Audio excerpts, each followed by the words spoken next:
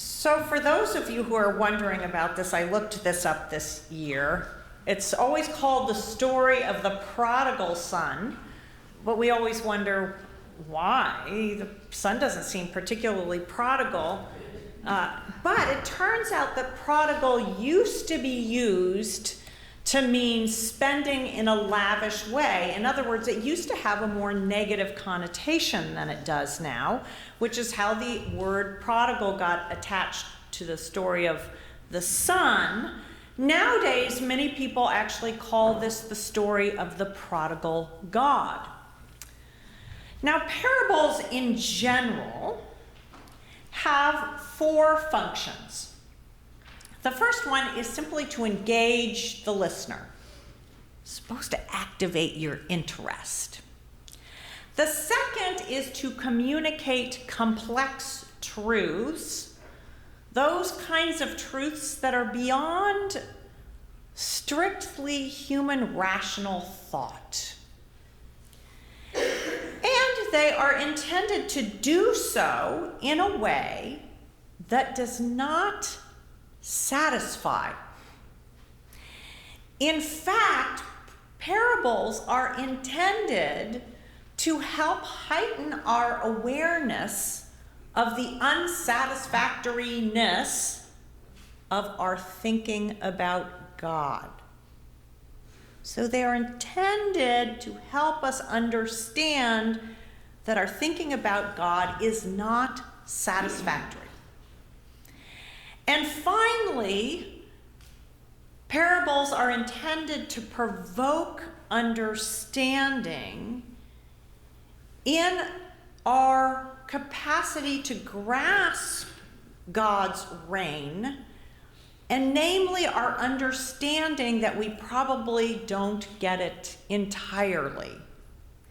So you probably can hear from this, these four purposes of parables, that we're supposed to have our attention captivated and then we're supposed to be irritated. Yeah, that's how it works. So for the next 3 weeks, I'm going to be telling a series of stories that are versions of the parable. And that is simply to find different ways to engage this story. And I hope each one will illuminate something about the parable.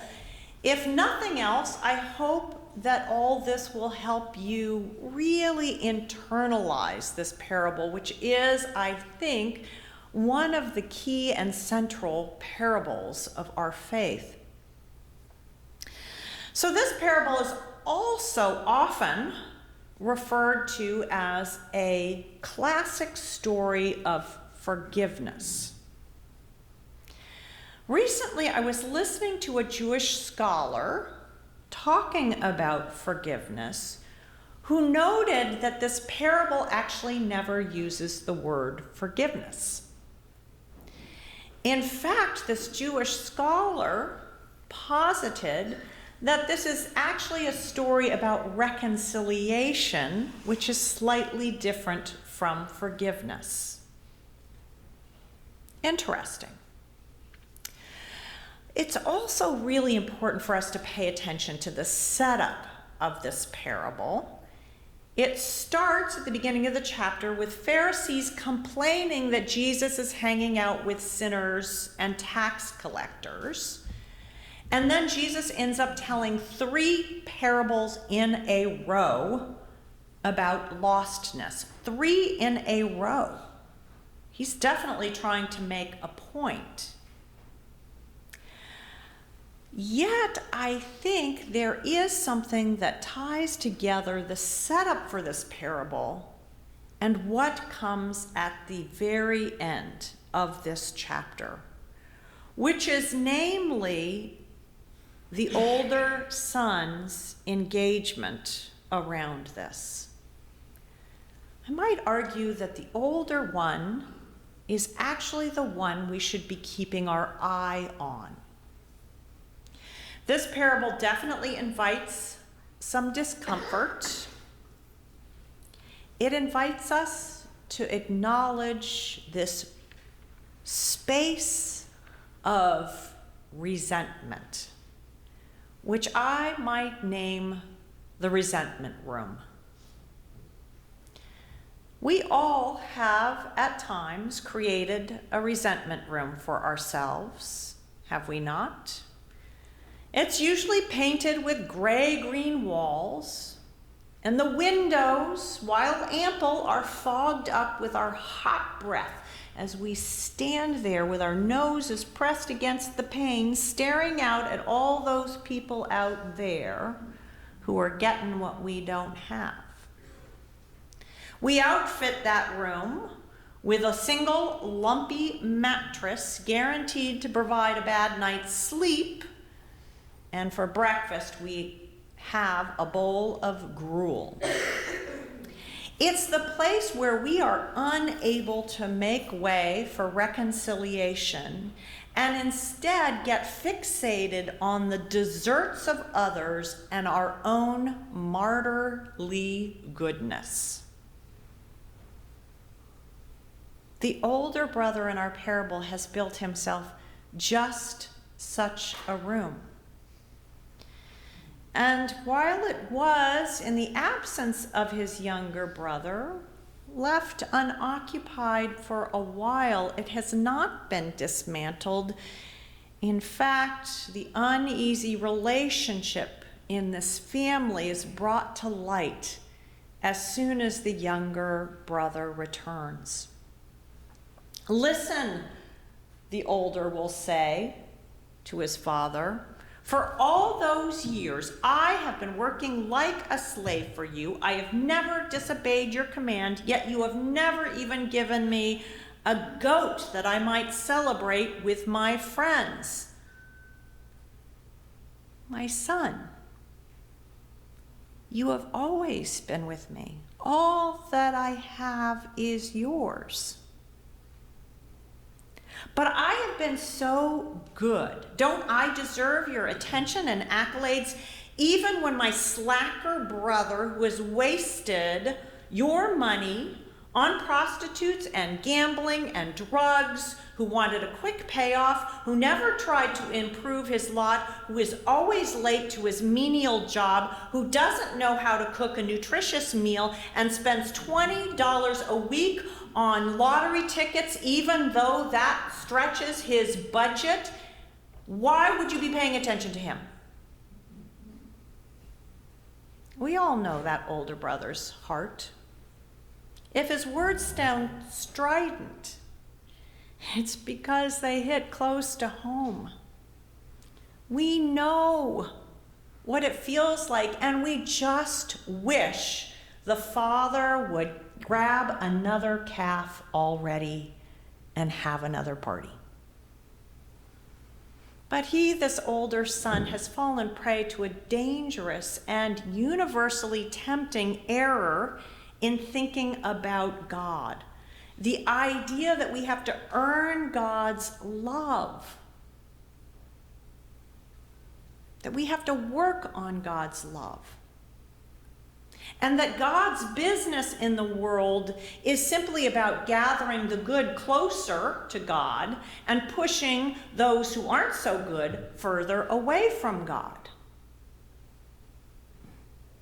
It's an error that shows up in all our baneful why me's when we have misfortune, or our noxious self-satisfaction in our daily contentment about how good we've been.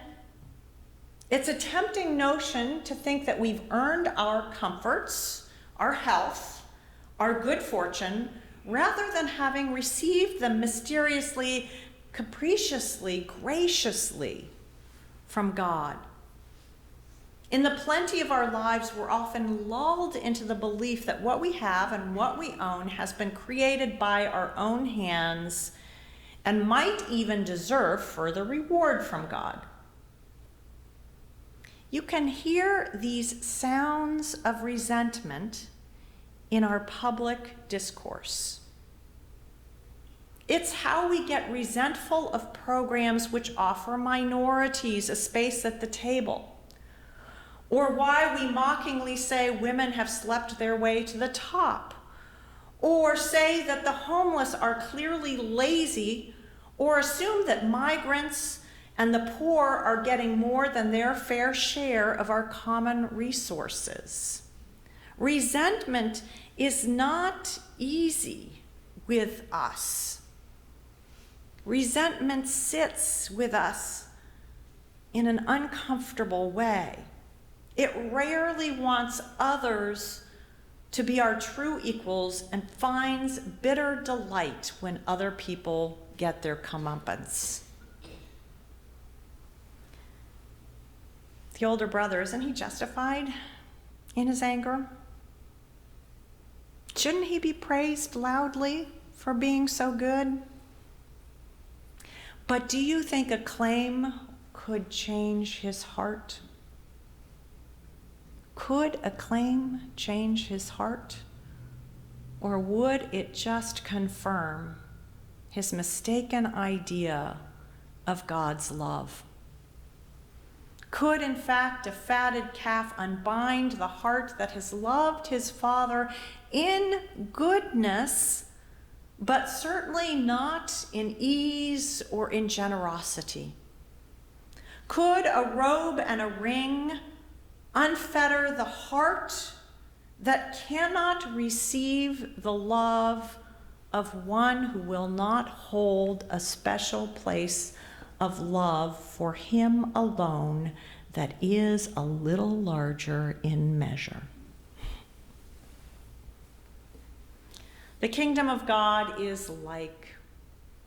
The parables often start like this. The kingdom of God is like this story that will not be purged of its discomfort. True, this parable teaches that the kingdom of God is where God's desire for reconciliation and restoration is abundant, and where we who have wandered away are met on the road with a ring and a robe and a welcome and tears of rejoicing. But the kingdom of God, the parable teaches, is also where, insofar as we have loved God for pinched heart reasons, we will be made uncomfortable. And God will not relieve that discomfort. There will be no fatted calf as long as we sit in that resentment room. But God will quietly knock at the door and say to us, "My child, you have always been with me." The kingdom of God is like this. Not a place where reconciliation will come to or from us without some discomfort. Forgiveness will not come to us until we have been honest about our own shrouded hearts, whether they be clouded with dissolute living or bound with resentment. And forgiveness will not come from us until we know that we are loved absolutely and completely and particularly, but not because we are good and not because we are the only, but because we are God's and our neighbors are too. Indeed, there is absolutely nothing we can do to earn God's love, absolutely nothing we can do to earn God's grace. It is ours. So we might as well just get over ourselves and join the party.